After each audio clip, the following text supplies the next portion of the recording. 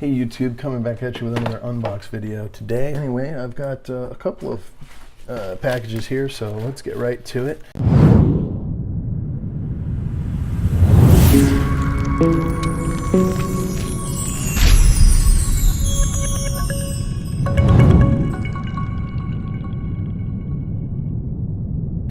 The first one is from an online auction in Pennsylvania that I frequently check out, and they've had some really good stuff.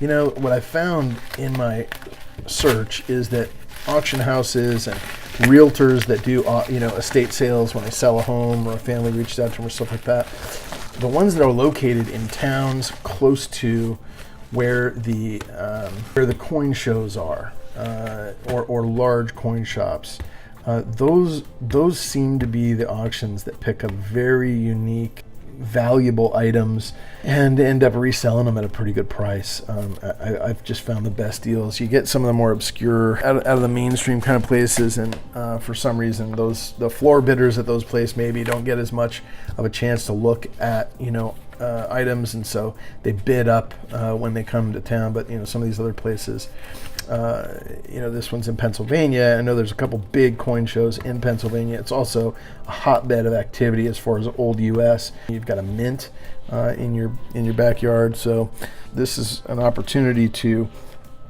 find things at a good deal. A couple of small little items here. The first one is a 1968 uncirculated set. So this is the PDS set. So what happened is they started using two packages for kind of Philadelphia and Denver, and they only mention those two with a little token, plastic token in this case, but they do have the 68S penny. So this is a PDS, and that's a 40% silver.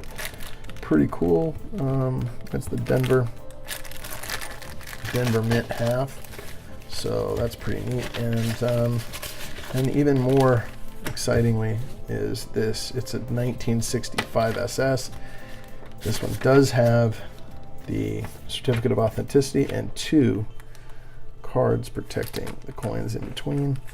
There are some toning spots on these coins that are pretty significant across the face, and there's no real cameo on the half, which is really what I'm looking for when I get these. If I can find one that's got a cameo half in the set, those are usually quite a bit more valuable, either worth grading or worth adding to the stack, and expecting that they'll go up from a numismatic standpoint over time. So there is the 55 and the 65 and the 68 sets for that year. Now, they didn't have in 65 a P&D, as you may have heard me mention on other past videos, but they did. And they didn't have a proof either. So in 65, they went away from 90% silver first year, going to 40%, and kind of, heading towards and entering the, kind of the fiat system that we have today, where there's nothing, the coinage, the monetary system is not backed by anything real, physically real. And so, what we've got here is the proof and the mint set, uncirculated set, mixed into one, called a special set, or an SS. So special mint set, and then this is the uncirculated that came out a couple years after that. So 65, they did it this way. 66 and 7, they came in the thin blue packs, and in 68 they switched back to an uncirculated set, and then they have a proof set. Well, I'm going to look at the next box, which is something that I picked up from an online auction in New Hampshire. Let's get right into the unboxing here.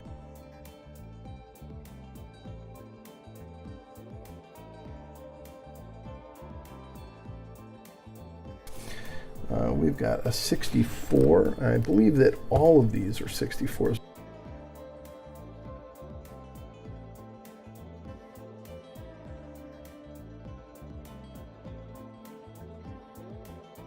So we have 16 of the Kennedy silver, 90% silver half dollars here. And this is a World Trade Center. Land of the free, one nation under God, indivisible with liberty and justice for all. September 11, 2001. 1 troy ounce of 999 fine silver, land of the free. And on the other side, I believe they've got a sticker directly on the coin. So it's got the lot number on the outside of the holder. And then to really make sure, you know, that this coin stays in good shape, right, they put a sticker right on the face of it. So again, with the identifying sticker, and you know, the fact that this is on there is kind of disturbing, but it is what it is. So here's what you have. You have the Statue of Liberty, you have the Twin Towers, World Trade Center Twin Towers, and this is a silver round, 999 fine silver, 1 ounce, 1 troy ounce. Extremist beliefs, and you've got the makings of a nightmare. So it's the world we live in today, shaped by the world that we lived in then.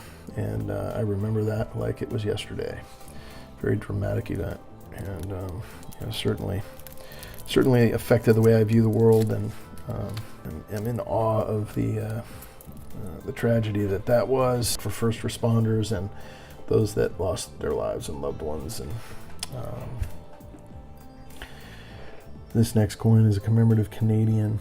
It is an 1858 to 1958, and it is the one that's got the it's like a totem. It's like a Native American totem on one side.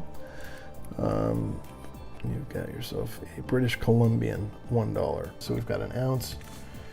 We've got you know, what's probably 3/4 of an ounce, and then all of these halves.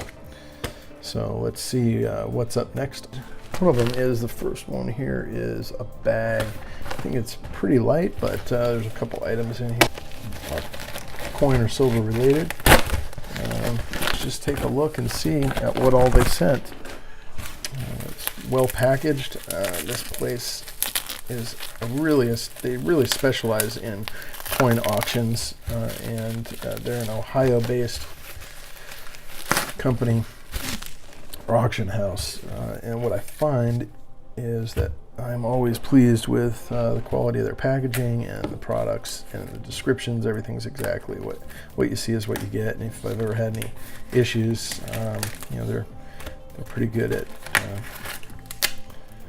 getting in touch with you right away if you leave a message or anything like that, and solving any issues. But nothing major has come up. So anyway, very cool. You know, you can see they take good care. I mean, each one of these individually bagged. I've probably ripped that open. There's a 2000 Riez Brazilian from 1929.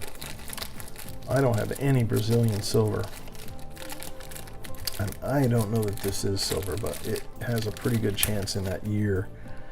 And there's some good toning on it, so I would guess that is silver. But regardless, let me just show you that. I think I looked it up when I bought it. It's been a while since I was a participant in this, and so I don't remember 100% if that's the case, but I'll look it up. Here is a 5 gram. I have a couple others, so this just, you know, is a way to add to the stack. And this is super fractional, right? 1 gram of silver.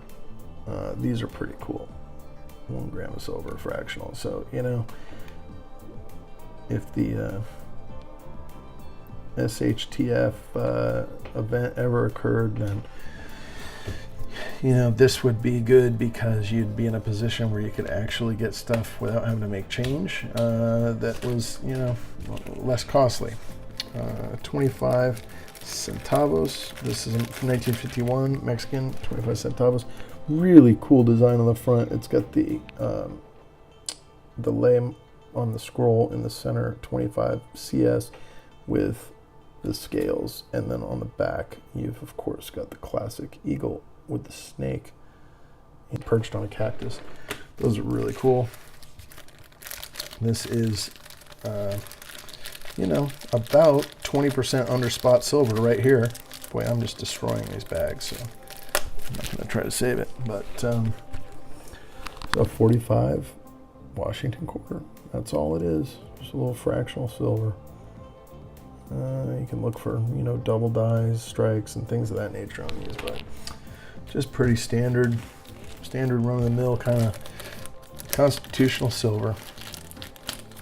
Same here. No date. I mean, completely worn off date. You can't even make out. It's just slick. But we know that's 90% silver, don't we? So that's pretty cool. Again, with a 90%er. This time from another country. This is a Panamanian Balboa, quarter Balboa. And I have quite a few of these from 62 that are in brilliant uncirculated condition that I got for just a bit over spot price.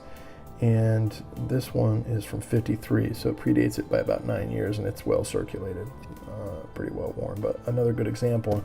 Kind of cool to have something 10 years prior to the other ones that I've got to, match it up against and compare it to, etc. There's another one of these 30%ers from Mexico. The 1952 25 centavos Mexican silver. And on the back it says Estados Unidos Mexicanos. On the front 25 CS, so same as the other. Very cool. Looks like one more of those that I had read off of the list. In fact, that's what it is. It's a 53 this time. Pretty cool beans, man. Shout out to my friend. I'm a fan and a viewer of Silver Bean Counter's channel, and SPC puts up some good videos. Part of the community here. I think a lot of people follow and like watching his stuff. I certainly do. Kind of tracking the same belief system as far as what we do with our, trying to store up and protect a little bit of wealth. What we work hard for. So, 1936 3 pence Great Britain. That is a very small fractional silver coin. And a 1941 3 pence. So these are two different designs. It looks like, yeah. And is that George on both? It is. George the 5th is the one on the right of the screen, and George the 6th. So that'd be his son on the left. So pretty interesting. You've got a father-son duo. Interesting. 36 to 41. That switched up. So 3 pence coins. Last but not least, what we've got in here is a couple of 10 centimines from Belgium, from 1862 and 1861. And these things are pretty cool. I think they're silver. I'll double check. But for $1, I gave it a shot. And I think I might have looked them up when I bought them, but sometimes for $1, I won't. And just throw a $1 bid out. If I'm the only one and I win them, I hope I get some silver. If not, sometimes I got some cool history instead. Or only. But anyway, that's the pickup for this video, guys. Hope you enjoyed it, and be sure to, like and subscribe. You get any comments that you can post and tell me what you think about, kind of these small little purchases that I do, and how I do the videos, what structure they have, and kind of what you'd like to see in the future. I'd appreciate that. And until next time, this is Value Hunter, and I'm signing out.